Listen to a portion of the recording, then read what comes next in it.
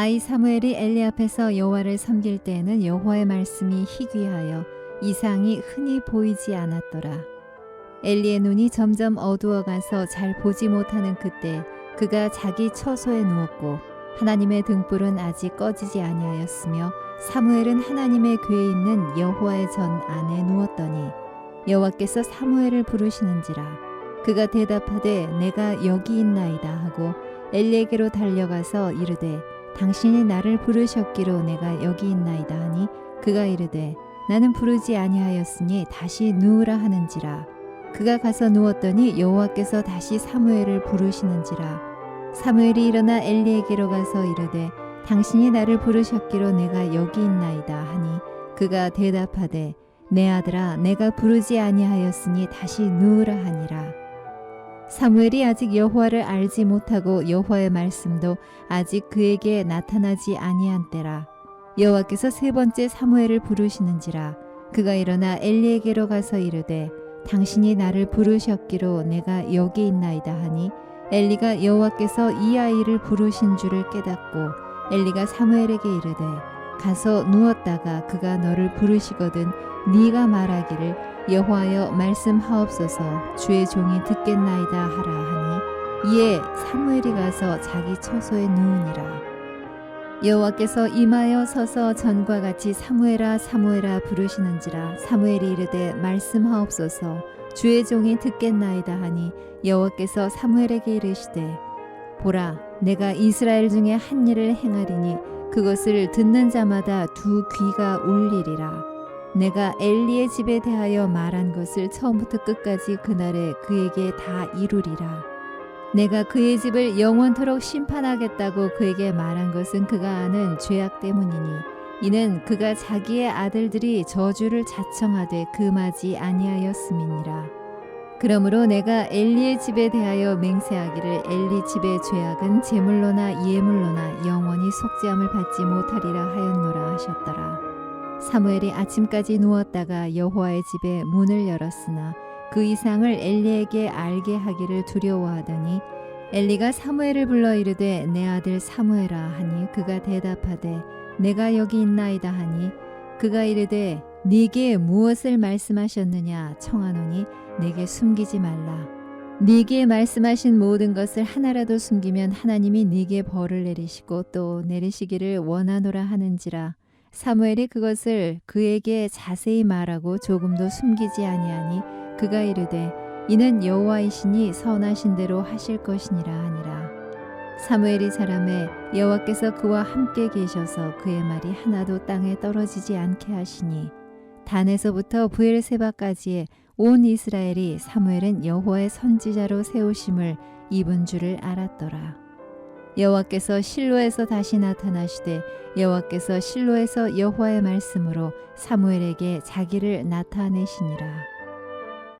여러분은 신앙생활을 하면서 신앙에 있어서 가장 중요한 요소가 무엇이라고 생각하십니까? 우리가 믿는 개신교의 신앙, 그리고 더 넓게 기독교의 신앙의 가장 중요한 요소는 말씀입니다. 그래서 신학자들은 기독교를 말씀의 종교, 계시의 종교라고 말을 합니다. 계시가 무엇입니까? 하나님께서 우리 인간과 소통하시는 방법입니다. 계시는 인간의 언어가 아닙니다. 하나님의 언어입니다. 계시는 이 세상 안에 존재하거나 우리 인간 안에 있는 것이 아닙니다. 초월적인 절대자 하나님께서 우리 인간에게 말씀의 빛을 비춰주시는 선물이 바로 계시입니다. 오늘 본문의 상황을 보면 엘리 제사장이 이스라엘의 제사장으로 섬길 때 하나님의 계시가 거의 중단된 상태였습니다. 오늘 본문의 1절에 보면 여호와의 말씀이 희귀하여 이상이 흔히 보이지 않았더라 라고 증거합니다. 엘리의 시대 그리고 사무엘의 시대는 아직 왕정이 시작되지 않은 사사시대입니다. 후기 사사시대는 하나님의 계시가 아주 희귀하여진 시대입니다. 영적으로 매우 어두운 시대가 바로 사사시대입니다. 하나님 앞에 나와 예배 드리는데 하나님의 말씀이 매우 희귀해진 시대, 그리고 이상이 흔히 보이지 않는 시대가 바로 사사시대요 엘리의 시대입니다. 여기서 이상은 영어로 비전이라고 합니다. 히브리어로는 하존이라고 하는데 이 뜻은 계시입니다. 사무엘의 어린 시절, 사사시대는 하나님의 계시가 매우 희귀해진 시대입니다. 비전이 보이지 않는 아주 캄캄한 시대가 어린 사무엘과 이스라엘 백성들이 처한 시대입니다. 엘리 제사장과 그의 아들들에게는 아무런 비전이 없었습니다. 하나님의 계시도 더 이상 들을 수가 없었습니다. 그 이유는 엘리 제사장의 영안이 닫혀버렸기 때문입니다.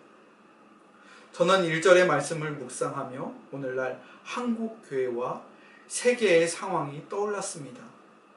오늘날 교회와 세상은 너무나도 어둡고 암울한 시대를 살아가고 있습니다. 더 이상 비전이 보이지 않는 코로나 시대를 우리는 살아갑니다. 이렇게 세상이 어두울 때 세상을 계시의 빛으로 비추어야 할 교회마저도 상당히 어둡습니다. 성도들의 영성 역시 하나님의 말씀이 매우 희귀해진 상태입니다. 인생의 비전마저 매우 모호하고 흐려졌습니다. 이러한 어두운 시대 속에서 하나님께서는 한 줄기의 계시의 빛을 어린 사무엘에게 비춰주십니다. 하나님께서는 아직 아이에 불과한 사무엘을 부르십니다.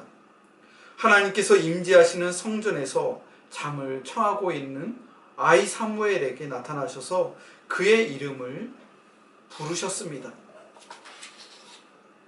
여기에서 아이는 히브리어로 나르라고 합니다. 나르는 시중드는 아이라는 뜻을 가졌습니다. 한마디로 템플보이라고 합니다. 사무엘은 성전에서 엘리의 시중을 드는 템플보이였습니다. 그런 어린 사무엘을 하나님께서는 3번이나 그의 이름을 부르셨습니다. 그런데 사무엘은 이 부르심이 하나님의 음성인지 미처 깨닫지 못했습니다. 엘리 제사장이 깊은 밤에 자기를 부르는 줄로 그렇게 착각하였습니다. 사무엘이 하나님의 음성을 깨닫지 못한 이유는 오늘 본문의 7절에 이렇게 증거합니다. 사무엘이 아직 여호와를 알지 못하고 여호와의 말씀도 아직 그에게 나타나지 아니한 때라. 사무엘이 하나님의 음성과 엘리의 음성을 분별하지 못한 이유는 사무엘이 아직 여호와 하나님을 인격적으로 알지 못하였고 하나님의 말씀도 인격적으로 만난 경험이 없었기 때문입니다. 엘리 제사장은 하나님께서 사무엘을 부르시는 줄을 깨닫고 어떻게 하나님의 음성에 응답해야 하는지 알려줍니다. 4번째로 하나님께서 사무엘의 이름을 부르셨습니다. 사무엘아, 사무엘아. 이때 사무엘이 하나님의 음성에 응답합니다. 말씀하옵소서 주의 종이 듣겠나이다. 우리는 사무엘의 응답을 통해서 말씀에 대한 자세를 깨달을 수가 있습니다. 하나님의 말씀 앞에 섰을 때 그리스도인들은 겸손과 순종의 자세로 응답해야 합니다. 여러분은 하나님의 말씀을 들을 때 어떠한 자세로 서 있습니까? 인간적인 지혜와 지식을 앞세웁니까? 하나님의 말씀을 부정하고 비판자의 자세로 성경을 해석하고 있지는 않습니까? 하나님의 말씀 앞에 이러한 자세로 임하면 우리는 하나님의 말씀을 깨달을 수가 없습니다. 말씀하옵소서 주님, 주의 종이 듣겠나이다.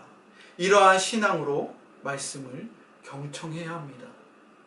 사무엘은 하나님의 말씀 앞에 겸손하였습니다. 그리고 순종하였습니다. 하지만 엘리의 자세는 어떻습니까? 하나님의 말씀 앞에 그는 겸손하지 않았습니다.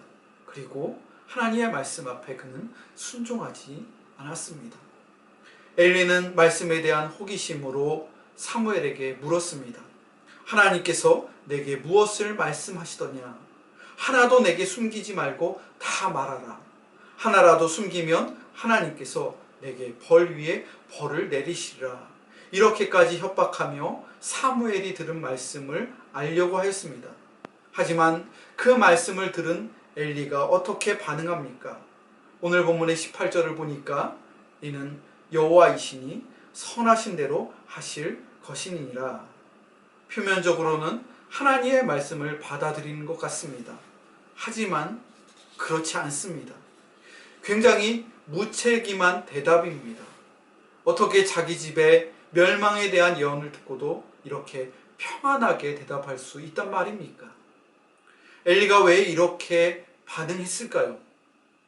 엘리의 마음이 그만큼 완악해졌다는 뜻입니다. 그래서 하나님의 경고의 말씀이 대수롭지 않게 들린 것입니다. 아, 그 말씀? 늘 들었던 징계의 말씀이야. 사무엘, 지난번에 하나님이 이미 나에게 그 말씀 하셨어. 별거 아니야. 들었던 말씀이야. 오늘날 많은 성도들이 예배 시간마다 하나님의 말씀을 들을 때 어떻습니까? 우리의 입으로는 아멘, 아멘으로 응답합니다. 하지만 마음속으로는 아, 그 말씀 지난번에 들었던 말씀인데, 다 아는 말씀인데, 이러한 생각으로 예배를 매우 형식적으로 드리는 경향이 있습니다. 말씀에 대한 자세와 태도가 겸손과 순종이 아니라 나태함과 완악함으로 대하는 모습도 있습니다. 엘리는 말씀 앞에서 가슴을 찢어야 했습니다. 자신의 완악함과 아들들의 죄를 진심으로 회개하며 눈물을 흘려야 했습니다. 아들들의 범죄를 그는 치리해야 하며 죄를 바로 잡아야 했습니다. 하지만 엘리는 말씀을 대수롭지 않게 여기며 한 귀로 듣고 한 귀로 흘려 보냈습니다. 사랑하는 성도 여러분, 참된 성도는 하나님의 말씀 앞에서 늘 한결같아야 합니다. 말씀하옵소서 주님, 주의 종이 듣겠습니다. 이러한 자세로 예배를 드려야 하며 또한 하나님의 말씀을 들어야 합니다. 사무엘은 엘리의 템플 보이에 불과하였지만 하나님의 계시의 말씀 앞에 겸손과 순종으로 반응하였기에 이스라엘의 사사요 선지자로 세우심을 받을 수가 있었습니다. 사무엘은 사사시대의 한 지파의 사사가 아니라 단에서부터 브엘세바까지 이르는 이스라엘 전체를 품는 사사요 말씀의 빛을 비추는 위대한 선지자로 쓰임을 받을 수 있었습니다. 여러분, 이 시대의 교회의 사명이 무엇입니까? 그리고 목회자와 우리 성도의 사명은 무엇입니까? 오늘날 코로나 감염병으로 인하여 전 세계가 혼란과 무질서 속에 처해 있습니다. 미래가 어떻게 펼쳐질지 앞이 전혀 보이지 않습니다. 교회 역시 마찬가지입니다. 성도들이 예배당에 함께 모여 예배드리는 데 많은 제약과 어려움이 따르고 있습니다. 하지만 하나님의 등불은 아직 꺼지지 않았습니다. 계시의 등불은 꺼지지 않았습니다. 오늘 이 새벽에도 어둠을 밝히는 말씀의 등불을 바라보십시오. 그리고 아이 사무엘처럼 겸손과 순종의 마음으로 하나님의 말씀 앞에 서시고 하나님의 말씀을 들으며 경청하십시오. 교회의 우리 성도의 사명은 하나님의 말씀 앞에 바로 선 것입니다. 마음과 뜻과 힘을 다해 하나님을 섬기고 이웃을 사랑하는 우리 장충단 교회의 성도들이 다 되시기를 바랍니다. 기도하겠습니다.